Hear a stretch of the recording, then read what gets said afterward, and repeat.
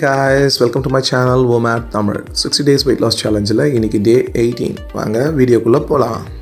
So morning எழுந்த உடனே empty ஸ்டமக்கில் என்னை வெயிட்டை செக் பண்ணேன். இன்றைக்கி 94.90 இருந்தது.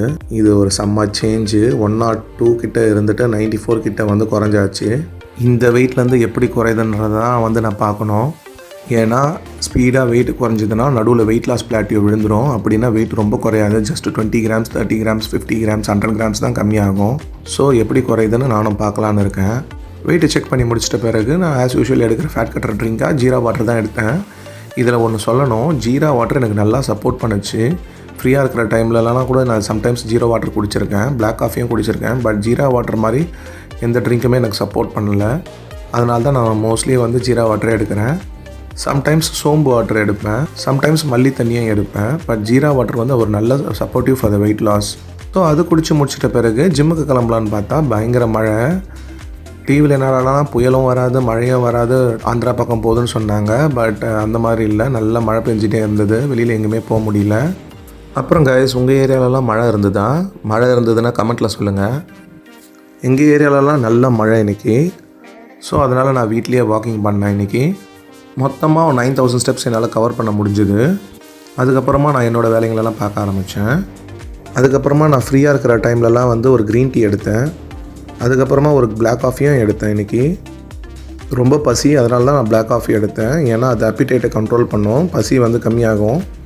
ஆஸ் யூஷுவல் டே வந்து நல்லா ஸ்மூத்தாக தான் போச்சு. ஈவினிங் வந்து நான் நட்ஸ் அண்ட் டேட்ஸால் தான் பிரேக் பண்ணேன். அதுக்கப்புறமா ஒரு 30 மினிட்ஸ் கேப் கொடுத்து ஸ்நாக்ஸ் சாப்பிட போல் இருந்தது.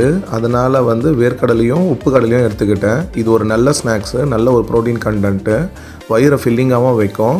இதை நான் எப்பவுமே எடுப்பேன். நார்மலாக டயட் இல்லாத போதும் நான் இதை ஸ்நாக்ஸாக எடுத்துப்பேன். ஆஃபீஸ் போகும்போது கூட இதை நான் பாக்ஸில் போட்டு தான் எடுத்துகிட்டு போவேன். இது ஒரு நல்ல ரிச் நியூட்ரிஷன் உள்ள ஸ்நாக்ஸு. அப்புறம் ஒரு 30 to 35 மினிட்ஸ் கேப் கொடுத்தேன். அதுக்கப்புறமா என்னோடய மெயின் மீல் எடுத்தேன். இதுதான் என்னோடய மெயின் மீல் இன்றைக்கி. சிக்கனு, வெஜிடேபிள் சூப்பு, கோஸ் பொரியல், அப்புறம் ஒரு ஃப்ரூட்டு, அதாவது கொய்யாப்பழம். ஸோ இதுதான் எடுத்தேன் நான் இன்றைக்கி. கேலரி கொஞ்சம் கம்மியாக தான் இருக்கும். ஏன்னா நான் ஆல்ரெடி வந்து ஸ்நாக்ஸை சாப்பிட்டதுனால வேர்க்கடலையில் வந்து அதிகமான கேலரிஸ் இருக்குது. அதனால தான் நான் வந்து டின்னரை கொஞ்சம் கம்மி பண்ணிக்கிட்டேன். ஸோ ஆல்மோஸ்ட் நான் வந்து 1500லேருந்து 1800 கேலரிஸே மெயின்டைன் பண்ணணும் தான் நினைப்பேன். அதனால் நான் ஸ்ட்ரிக்டாக டயட்டை ஃபாலோ பண்ணுறதில்ல.